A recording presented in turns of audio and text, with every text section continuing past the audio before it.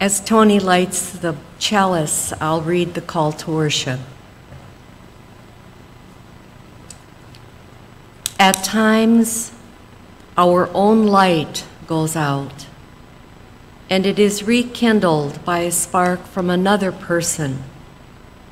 Each of us has cause to think with deep gratitude of those who have lighted the flame within us. Albert Schweitzer.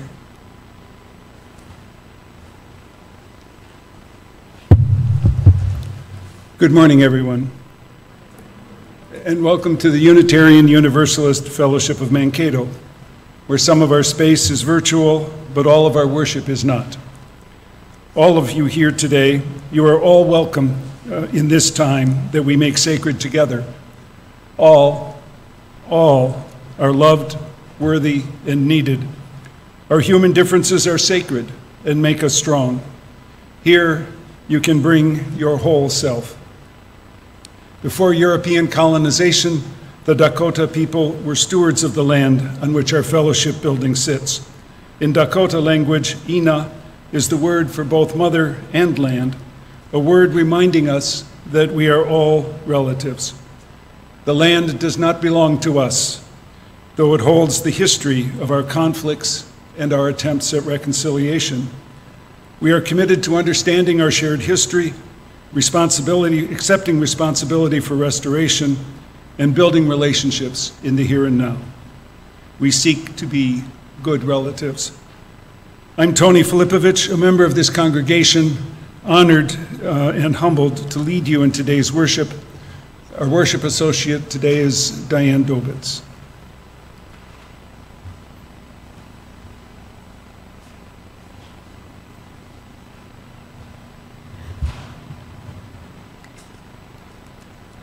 We are a religious community because we share meaning. Whoops, wrong place.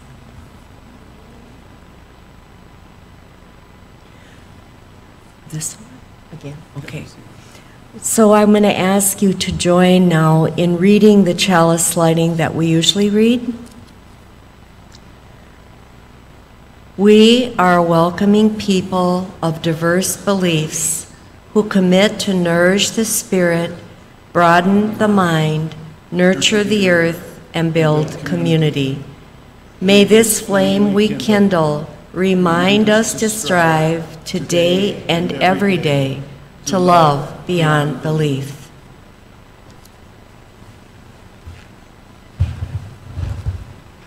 As we gather here today, we each come as we are, bringing with us into this space our own joys and sorrows. Some of those are so deeply felt that you wrote them down as you came into this place to share with us all. Are there any more back there? If not, then there were no sorrows expressed, although we hold in our hearts those that you carry that are unexpressed. There were several joys that were written, one by me. Kathy and I celebrated our 55th wedding anniversary last Thursday.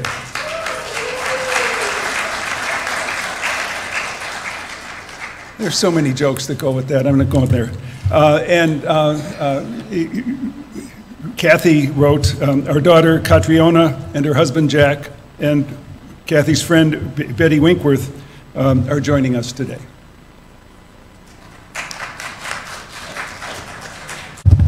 If you would take a moment now to settle into stillness, close your eyes or soften your gaze, and think on these thoughts about memory. The four horsemen of the apocalypse, pestilence in COVID, famine in the starvation in Syria and Turkey after the earthquake, war in the Ukraine and in Sudan, and death, mass shootings in schools and stores, continue to be regular features on the news these days. And yet, amid all the darkness and pain, we have cause to remember with deep gratitude the many who have lit a spark within us. Memorial Day began as a day to remember those who died, first in the Great War, and then, in addition, all those who died in the wars after the war to end all wars. In time, it has come to be a time to remember all those who have died before us. All those who have died before us. And we will all die and join the great chain of all those who prepared the way for those who come after. As the song says, so is life. We come from fire, go back to the fire.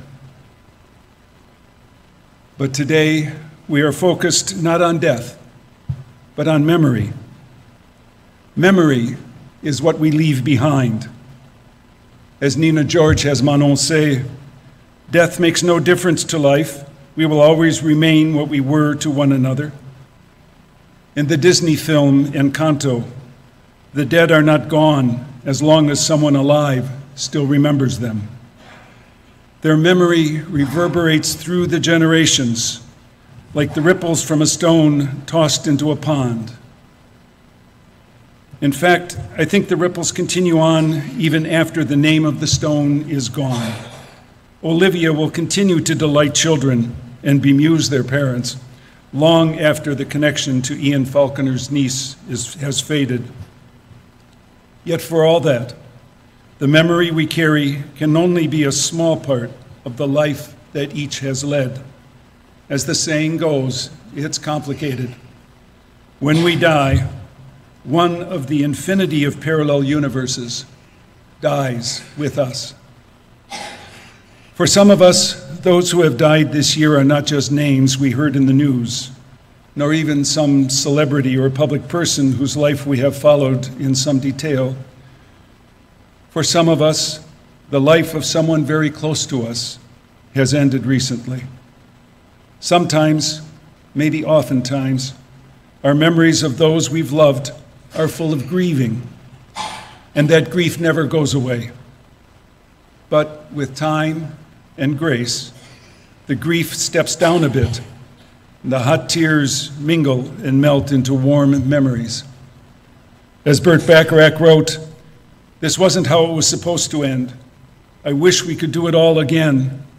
I've got to find out where I belong again, and I have faith that I will shine again on my own." So today is a time to hold in memory, if only briefly, a few, only a few, of the people who, for better or ill, have brought us to where we are today, as we all build on the memories that will carry forward those who are coming behind us. Let us take a moment to each recall some of those who have done this for us.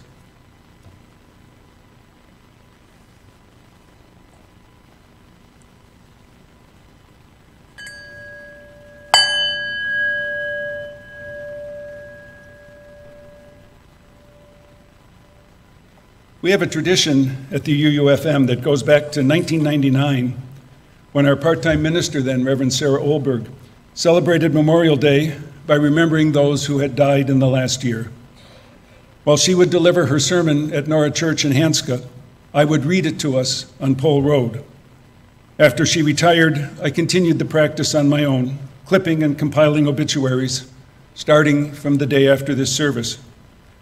It's too long to deliver the whole memorial. It's available on our website if you're interested. But instead, I will pick and choose a few to highlight from each of the generations.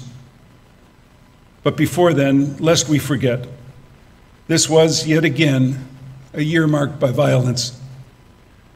We don't have a decent count of the number of innocent bystanders killed in the war in Ukraine, nor even of the number of combatants killed on both sides. And civil war has broken out in Sudan and violence in Israel. 196 people were killed in mass shootings in the first 3 months in the U.S. this year, and 135 incidents in 90 days. And that doesn't count the people shot or killed while knocking on the wrong door. And while COVID has been weakening, so far COVID-19 has claimed almost 7 million people worldwide, over 1.1 million in the United States, 14,000 in Minnesota. Over 1,000 people are still dying from COVID each week in the U.S.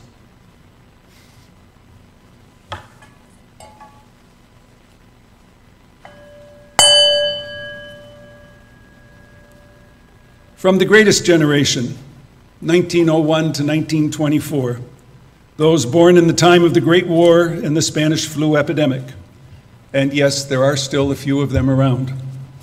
They include world leaders like Jiang Zemin, 96, the first of China's third generation of leaders who led China's transition from state-run business to private entrepreneurship. Scientists like James Lovelock, 103, who developed the Gaia theory that the Earth is a living organism threatened by human activity, and Sophie Freud, 97, the last surviving grandchild of Sigmund Freud, who criticized psychoanalysis as, quote, narcissistic indulgence. World War II heroes like Benjamin Ferencz, 103, the last surviving prosecutor of the Nuremberg war trials, and André Julien, 100, a teacher at a Belgian girls' school who hid 300 to 400 Jewish children from the Nazis.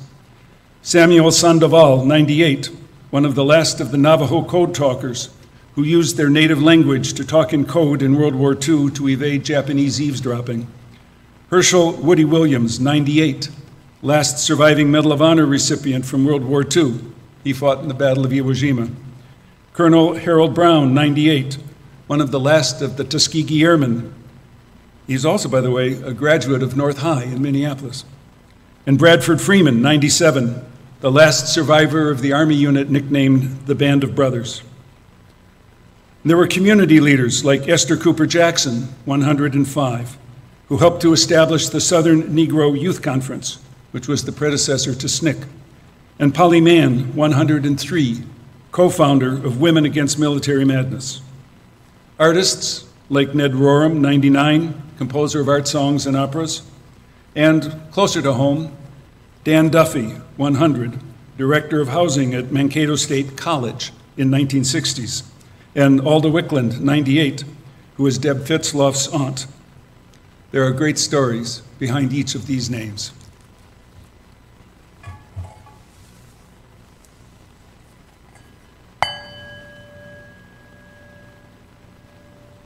From the silent generation, those born 1925 to 1945, born in the Great Depression and the Second World War, and as you might expect, the largest number that I will mention today. In international affairs, Elizabeth Alexandra Mary Windsor, Queen of the United Kingdom and the 14 Commonwealth realms, 96. Second longest reigning monarch in history, but Louis XIV had a head start. He was 4 when he began his reign.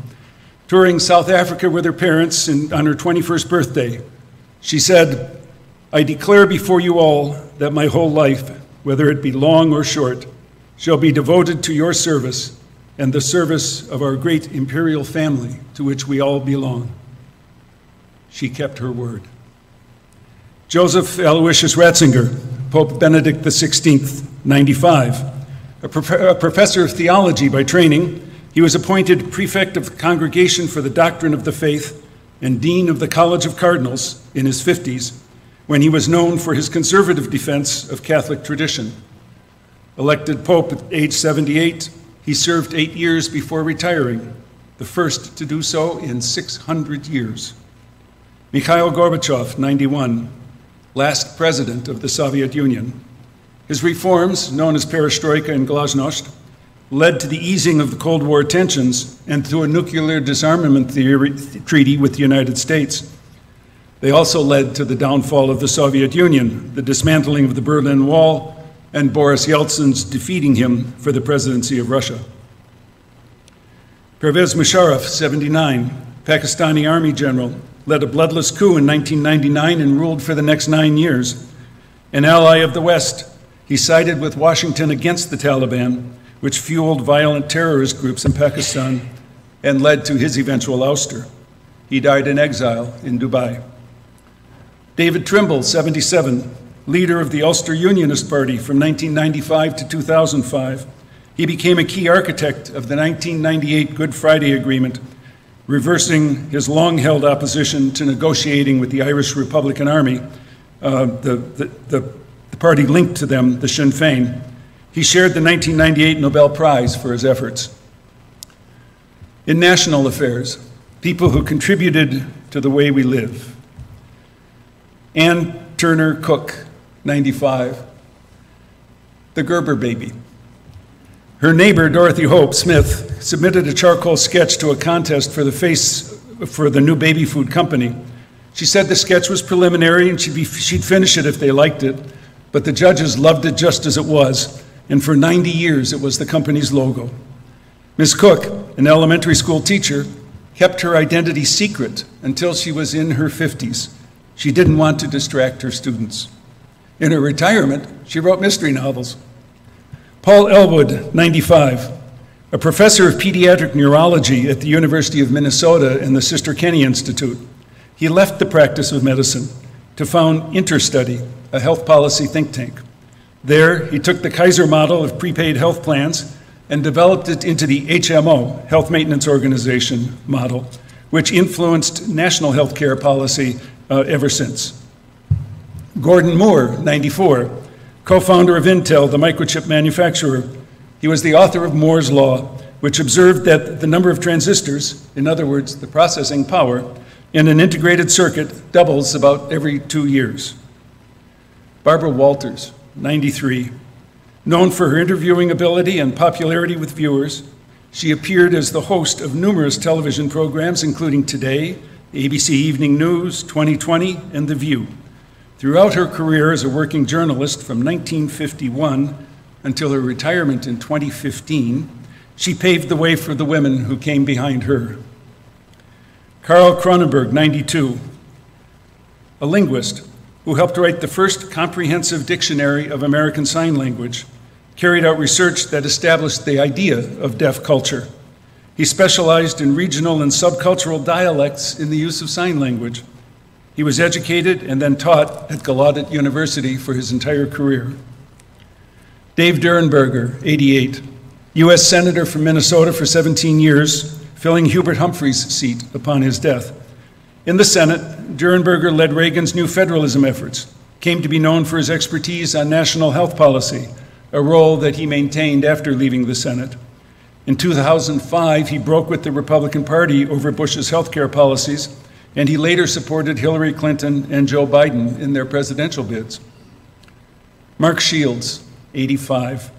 Early in life, he helped manage state and local political campaigns in 38 states, including national campaigns for William Proxmire, Robert Kennedy, Edmund Muskie, Morris Udall, and Sargent Shriver.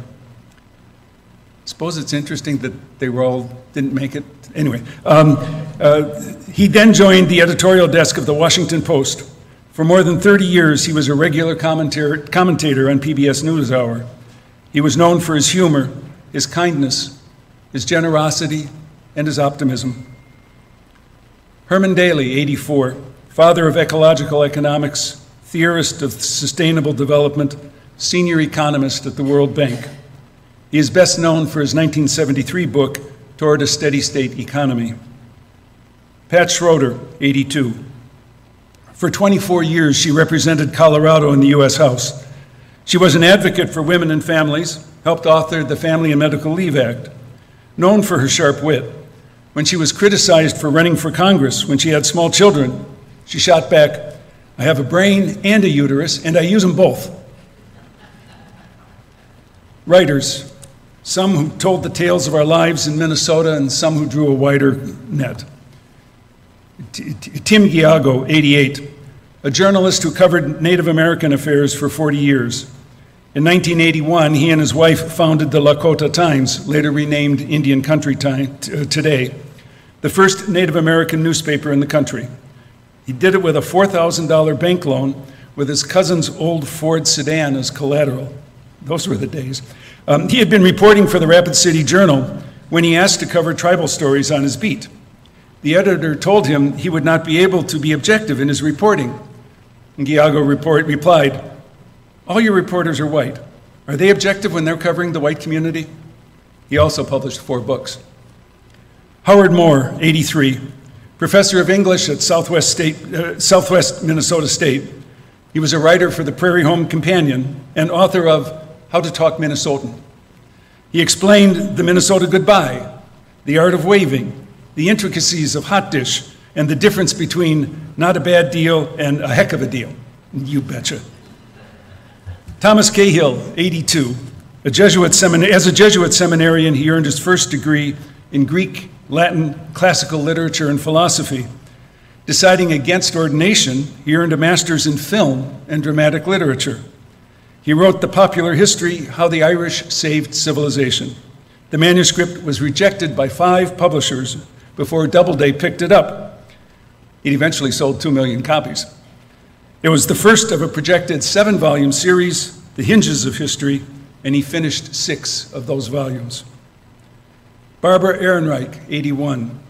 Although she earned a PhD in immunology, she was an author, activist, and a mythbuster. She challenged conventional thinking about class, religion, and even the American dream in books like Nickel and Dimed, Bait and Switch, and Bright-Sighted. She wrote that, quote, "Positive thinking has made itself useful as an apology for the crueler aspects of market economy. If optimism is the key to material success, and if you can achieve an optimistic outlook through the discipline of positive thinking, then there is no excuse for failure. The flip side of positivity is thus a harsh insistence on personal responsibility." Performers on screen and television, there's so many that we know from their roles, if not their lives. Irene Pappas, Gina Lollobrigida, Jean-Louis Trintignant, Jean-Luc Godard, Louise Fletcher, Chaim Topol, Raquel Welch, James Caan, Jerry Springer. Of particular note, Angela Lansbury, 96, Irish, British, and American actress and singer who played various roles across film, stage, and television. Her career spanned 8 decades, and she was one of the last surviving stars from the golden age of Hollywood cinema. She received 6 Tony Awards, including a Lifetime Achievement Award, 6 Golden Globe Awards, a Laurence Olivier Award, an Academy Honorary Award, and was nominated for 3 Academy Awards, 18 Primetime Emmy Awards, and a Grammy. Her first film roles were in Gaslight in 1944 and National Velvet in that same year, The Picture of Dorian Gray in 1945. She had a leading role in The Manchurian Candidate in 1962, in Bedknobs and Broomsticks in 1971. She did voice work for the animated films Beauty and the Beast in 1991 and Anastasia in 1997. Her last film role was The Glass Onion in 2022. Bob McGrath, 90. Actor, musician, children's author. He was a founding cast member of the Sesame Street, playing the friendly neighbor Bob Johnson. He played that role for almost 5 decades. He also sang in the 60s series, Sing Along with Mitch. Nichelle Nichols, 89, Lieutenant Uhura, 4th in command of the Starship Enterprise on TV and film. She broke TV barriers, portraying a black woman in a position of authority. A singer-dancer, she sang for Duke Ellington and Lionel Hampton, played in Porgy and Bess on the New York stage. She initially saw Star Trek as a stepping stone to Broadway, but then she was introduced to Dr. Martin Luther King Jr., who told her he was a fan and she could not leave the show because of her influence as a role model for so many children. She and William Shatner also shared the first interracial kiss portrayed on television in one of the last segments of the series. She volunteered with NASA in a special project to recruit minorities and women into the space agency. And Barry Humphries, 89, Australian comedian, actor, and author. He was the voice of Bruce the Shark in Finding Nemo. He portrayed the Great Goblin in The Hobbit, but he found much more fame as Dame Edna Everage, described by the New York Times as, quote, a stiletto-heeled, stiletto-tongued persona who might well have been the spawn of a menage a quatre involving Oscar Wilde, Salvador Dali, Auntie Mame, and Miss Piggy. When asked if he explained to his children why he dressed as a woman, he replied, "No more than when I play Hamlet, I explain to them that I don't speak Danish." Patrick Henry Adam Wade, 87. In college, on a basketball scholarship, he dropped out after 3 years to work as a lab tech for Dr. Jonas Salk, who encouraged him to pursue his dream in music. In 1961, basketball, science, music. In 1961, he had 3 consecutive top 10 hits in a single year: Take Good Care of Her, The Writing on the Wall, and As If I Didn't Know. He also appeared in scores of films, plays, and TV productions. In 1975, became the first black host of a network television game show, Musical Chairs. The show was canceled after 5 months, got a lot of hate mail, including a letter from a man saying he didn't want his wife sitting at home watching a black guy hand out money in the smarts. 40 years after dropping out of college, he earned a bachelor's degree from Lehman College in the Bronx, a master's in theater history and criticism from Brooklyn College, and taught speech and theater at Long Island University in New York. Like I said, it's complicated. Paul Sorvino, 83, actor, but you didn't know he was also an opera singer and a sculptor. He started acting as a teenager, had his actor's equity card by age 24, but his first break in the championship season on Broadway didn't come until he was 31. Most of the time, I was just another out-of-work actor who couldn't get arrested, he quipped. He eventually landed movie roles, including Henry Kissinger, complete with German accent, in Oliver Stone's Nixon, as Fulgencio Capulet in Baz Luhrmann's Romeo and Juliet, but he is best known for his role as Paulie Cicero in Goodfellas. He said that as he was preparing for the role, he looked in the mirror one day as he was adjusting his tie, and he saw that lethal Paulie look. I knew at that moment I had embraced my inner mob boss. In music and art, there are so many who gave the tunes and the sights that accompanied our lives. Ahmad Jamal, Loretta Lynn, Jerry Lee Lewis, Sam Gooden, Gordon Lightfoot, Christy McVie. Of particular note, Claes Oldenburg, 93, a sculptor known for his monumental sculptures of everyday objects, including a steel clothespin at Philadelphia's Center Square, a 20-ton baseball bat in front of Chicago's Social Security Administration building, a 38-foot-tall flashlight at the University of Nevada at Las Vegas, a giant typewriter eraser at the National Sculpture Court in D.C., and the Spoon Bridge in Cherry at the Walker Art Center. Tina Turner, 83, the queen of rock and roll. She had 12 Grammys, a star on the Hollywood Walk of Fame, and a Kennedy Center Award. She sold over 100 million records. Her songs included Proud Mary, We Don't Need Another Hero, What's Love Got to Do with It? Recorded with her abusive husband, What's Love Got to Do with It was recorded when she made a comeback in her 40s after a much publicized breakup with her abusive husband, Ike Turner. It made her the oldest female solo artist to make the Billboard's Hot 100. Having lived in Los Angeles, Cologne, London, and the French Riviera, in 1994, she settled into Switzerland, near Zurich.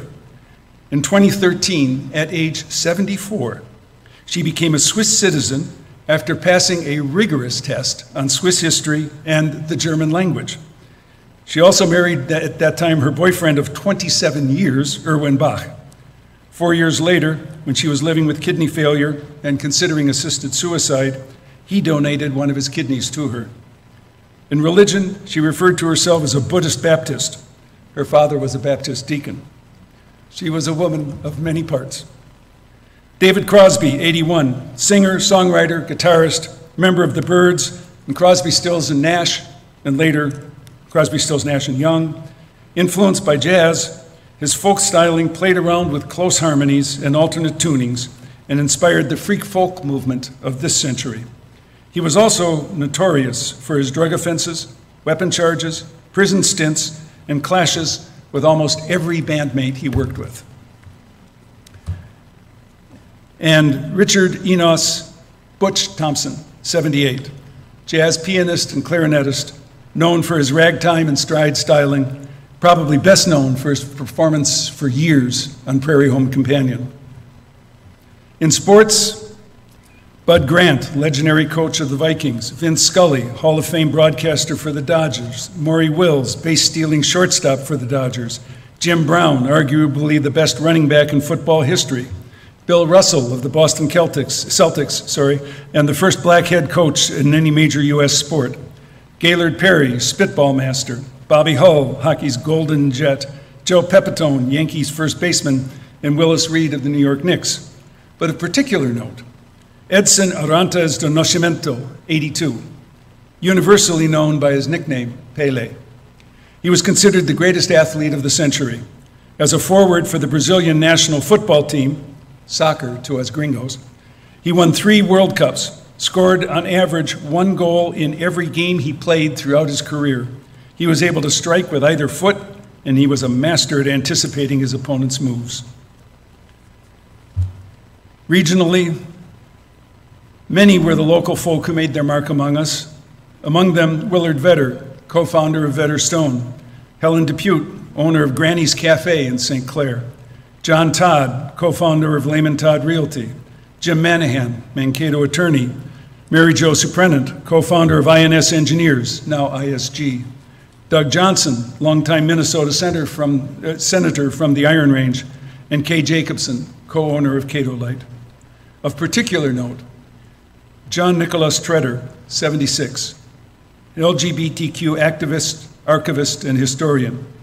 His collection of books, periodicals, personal records, zines, pamphlets, artifacts, and ephemera, the largest in the upper Midwest, is now housed at the U of M in a library named in his honor.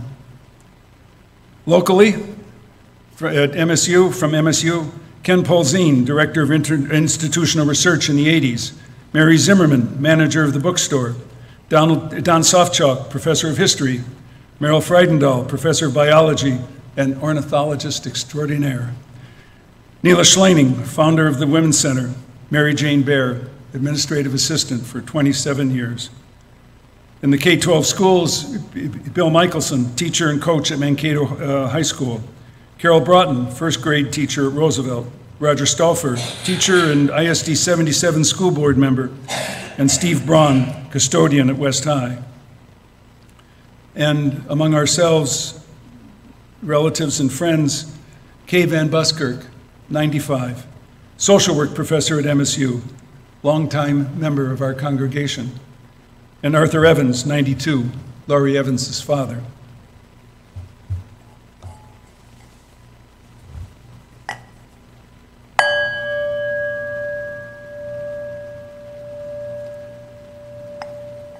From the baby boom generation, those born 1946 to 1964, born in a time of economic growth in the US and rebuilding from the tragedy of war abroad. A personal note here. Mark Twain once remarked that when he gets up in the morning, he opens the paper to the obituaries to see if he is in them. The boomers are my generation, but I'm on the older end. So these days, I read the obituaries of people who are younger than me and think they had a good long life. For many of you, perhaps, this does not compute. But don't worry, someday it will. In international affairs, Ayman al-Zawahiri, 71, Egyptian surgeon who took over leadership of al-Qaeda after Osama bin Laden, killed by a US drone strike in Afghanistan. Shinzo Abe, 67, Japan's longest-serving prime minister. He was assassinated, apparently for his ties to the Unification Church of Sun Myung Moon. Abe's politics have been described as conservative and Japanese nationalist. In national affairs, Ken Starr, 76, former federal appellate judge who led the criminal investigation that led to the impeachment of Bill Clinton. Reverend Calvin O. Butts III, 73, civil rights icon, pastor of New York's Abyssinian Baptist Church. In 1989, he established a nonprofit Abyssinian Development Corporation to develop moderate-income housing, retail, schools, and other projects in Harlem, and mobilized church leaders to support AIDS programs in the 1980s, when it was not popular, particularly not popular in the black community, and COVID-19 clinics recently. He also preached against violence and misogyny in rap lyrics. Dave Smith, 72, engineer who invented the first programmable polyphonic synthesizer. Its predecessor, the Moog synthesizer, could only play one note at a time. And he also invented the MIDI cable, which allows different musical instruments to communicate in ensemble. Klaus Teuber, 70, creator of the hugely popular game Settlers of Catan. He started out as a dental technician, turned to game design as a refuge from the frustrations of workaday life. Ashton Carter, 68, he began his career as a PhD physicist, went on to become Secretary of Defense under President Obama. He ended the ban on transgender officers in the military, and he opened all military occupations and positions to women without exception. Writers, Ann Garrels, 71, international correspondent for NPR. She covered both Chechen wars, despite the Russian ban on outside journalists. After 9/11, she reported from the anti-Taliban Northern Alliance in Afghanistan. Hilary Mantel, 70, British author of 15 works of fiction, historical fiction, short story collections, and memoir. She's best known for her trilogy on the life of Thomas Cromwell. When she won the Booker Prize at age 57 for the first in the trilogy, Wolf Hall, she joked she was going to spend the prize money on sex, drugs, and rock and roll. Raghavan Iyer, 61, nationally and internationally honored chef. His cookbooks won the James Beard Award. He was born in Mumbai, but he came to the States to study hospitality at Southwest State University. He opened a restaurant in Minneapolis. His final book, On the Curry Trail, was published a month before his death. Dom Phillips, 57, British journalist. He was murdered in Brazil while researching a story on deforestation in the Amazon. In actors and film, Robbie Coltrane, 72, Scottish actor, best known for his role as Hagrid in the Harry Potter movies. He also starred in the British TV crime series Cracker. In case you're wondering, he was born Anthony Robert Macmillan, but he renamed himself in his 20s after John Coltrane. Kirstie Alley, 71. She won an Emmy for her role as Rebecca Howe on Cheers, another for her role in the miniseries David's Mother, and starred in movies including Look Who's Talking. Lisa Loring, 64, actor, best known for her role as Wednesday in The Addams Family, a role that she played when she was 6. She continued acting in film and TV, best known for her roles in soap operas. In music and in art, Keith Reed, 76, lyricist for Procol Harum, he wrote the lyrics for A Whiter Shade of Pale. Anita Pointer, 74, lead singer and songwriter for the Pointer Sisters, who had such hits as Fairy Tale, Yes We Can, Fire, Slow Hand, I'm So Excited. They won 7 Grammys in the 70s and the 80s. Dame Olivia Newton-John, 73, actress and singer, 4-time Grammy winner, 11 singles and 14 gold albums, several of which went platinum. She's probably best known for her role as Sandy in the musical Grease and Kira in Xanadu. She lived with breast cancer much of her life and was knighted for her charitable work in advocacy and cancer research. Artist Leon Ivey Jr., 59. We knew him as Coolio and for his rap songs Gangsta's Paradise and Fantastic Voyage. In sports, Dick Fosbury, 76, the originator of the Fosbury flop, the high jump technique which won him the Olympic gold. Before him, high jumpers used the scissors kick, which they followed the leading leg over the bar. Fosbury led with his head and his legs followed, the standard form that's still used today. Franco Harris, 72, running back for the Pittsburgh Steelers for 12 years.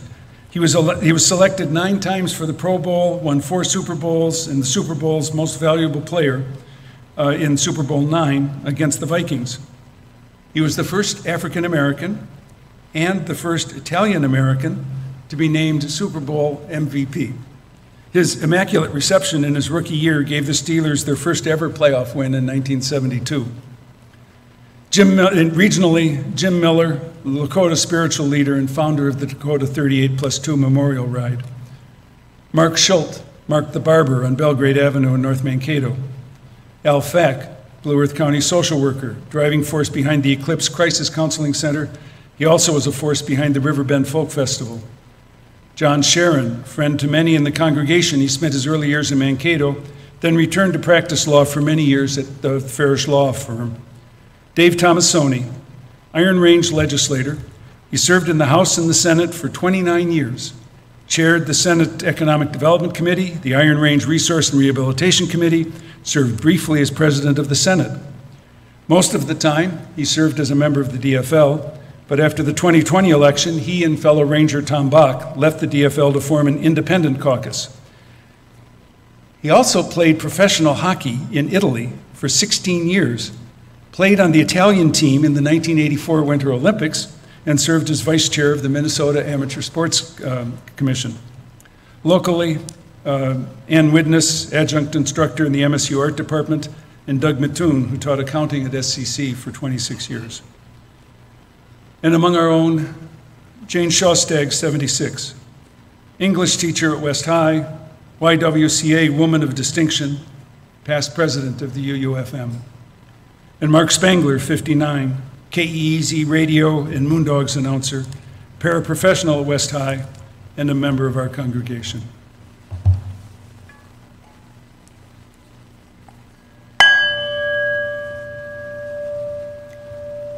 From Generation X, those born 1965 to 1980, the baby bust, born in the times of the Vietnam War and the first energy crisis. Remember Jimmy Carter's cardigan? In actors in film, Anne Hetchy, 53, American actress, started her career portraying twins in a soap opera, for which she won a Daytime Emmy, went on to critical acclaim in TV, film, and stage. Probably best known for her roles in Donnie Brasco and Wag the Dog. Jason David Frank, 49. You probably don't recognize his name or even his face, but you might know him as the Green Power Ranger, Tommy Oliver. From Generation Z, those born 1997 to 2012. Born in the 21st century. Alexander, AKA Technoblade, 23. An American YouTube and internet personality known for his Minecraft videos and live streams. He died of metastasized cancer. He first registered his YouTube channel at age 14. It grew to more than 14 million followers. His signature phrase was, "Technoblade never dies." His death was announced on his channel by his father, who read a letter written by Technoblade 8 hours before his death, designating that any future proceeds from his merchandising and video would go to the Sarcoma Foundation. His personal identity has never been revealed, other than his first name. There are many others whose names I have not read, some known to most of us, some special to one of us. Speak aloud the names of those who have died this year, who hold a special place in your memory.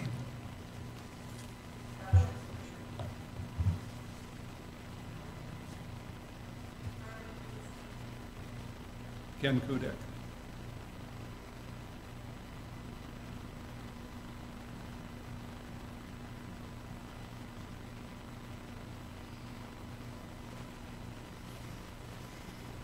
Thank you.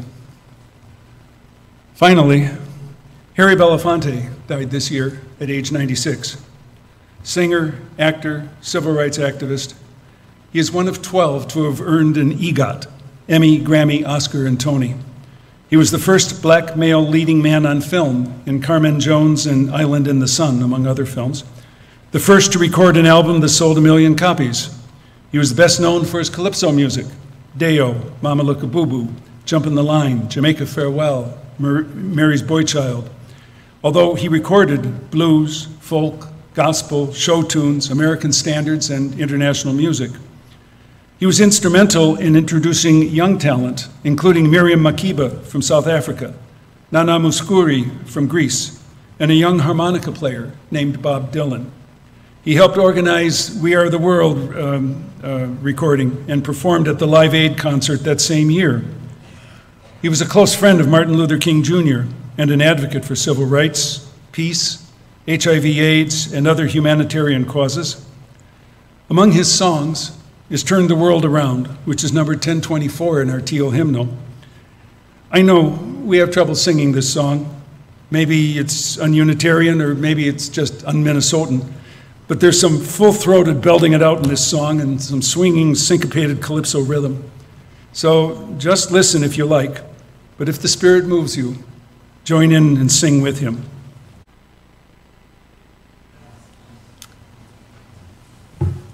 We extinguish Please join me in extinguishing the flame. We extinguish this flame, but not the light of truth, the warmth of community, or the fire of commitment. These we carry in our hearts until we are together again.